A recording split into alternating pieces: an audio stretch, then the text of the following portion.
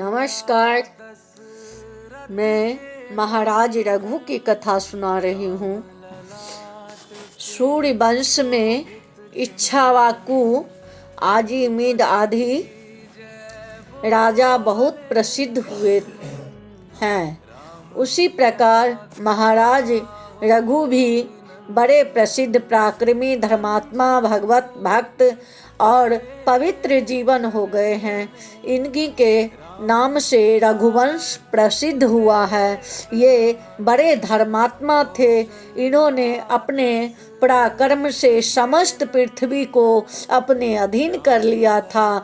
चारों दिशाओं में दिग्विजय करके ये समस्त भूमि खंड के एक छत्र सम्राट हुए। एक बार ये दरबार में बैठे थे कि इनके पास कौत्स नाम के एक स्नातक ऋषि कुमार आए। अपने यहाँ स्नातकों को देखकर महाराज ने उनका विधिवत स्वागत किया, सत्कार किया, पाद अर्घ्य से उनकी पूजा की। ऋषि कुमार ने विधिवत उनकी पूजा ग्रहण की और कुशल प्रश्न पूछा। थोड़ी देर अनंतर ऋषि कुमार चलने लगे। तब महाराज रघु ने कहा, ब्राह्मण आप कैसे पधारे और बिना कुछ अपना अभिप्राय बताए आप लौट जा रहे हैं।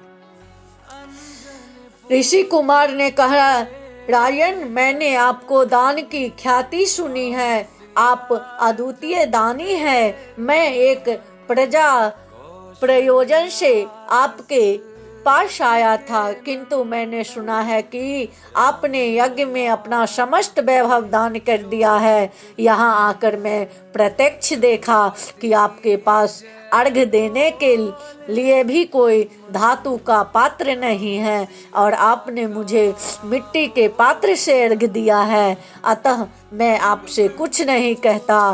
राजा ने कहा, नहीं ब्राह्मण, आप मुझे अपना अभिप्राय बताइए।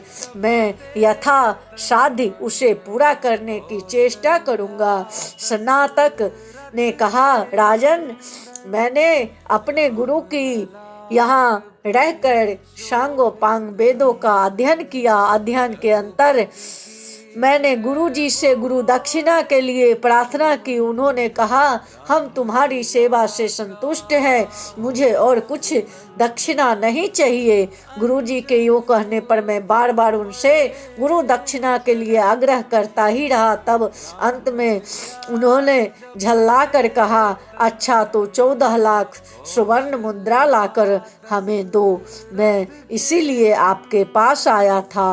महाराज ने कहा, ब्राह्मण मेरे हाथ में धनुष बाण रहते हुए कोई विद्वान ब्रह्मचारी ब्राह्मण मेरे यहाँ विमुख हो जाए तो मेरे राजपाट धन वैभव धिक्कार है।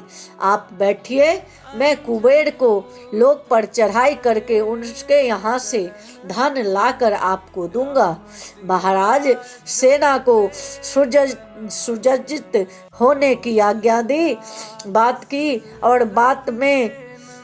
बात में सेना सज गई। निश्चय हुआ कि कल प्रस्थान होगा। प्रातः काल कोषाध्यक्ष ने आकर महाराज से निवेदन किया कि महाराज रात्रि में सुवर्ण की वृष्टि हुई और समस्त कोष सुवर्ण मुद्राओं से भर गया है।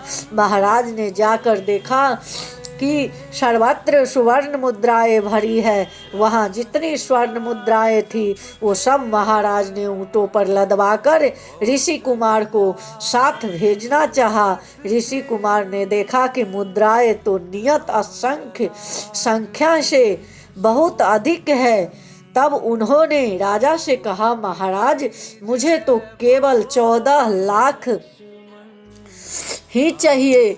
इतनी मुद्राओं में मैं क्या करूँगा, मुझे तो केवल काम भर के लिए चाहिए। महाराज ने कहा, ब्राह्मण ये सब आपके ही हैं, नियमित आई है, आप ही इन सब के अधिकारी हैं। आपको ये सब मुद्राएं लेनी होगी। आपके निर्मित आए हुए द्रव्य को भला मैं कैसे रख सकता हूँ। ऋषि कुमार ने बहुत मना किया, किंतु महाराज मानते ही नहीं थे। अंत में ऋषि कुमार जितनी आवश्यकता थी उतना द्रव्य लेकर अपने गुरु के यहाँ चले गए। शेष धन बचा सब ब्राह्मणों को दे दिया गया।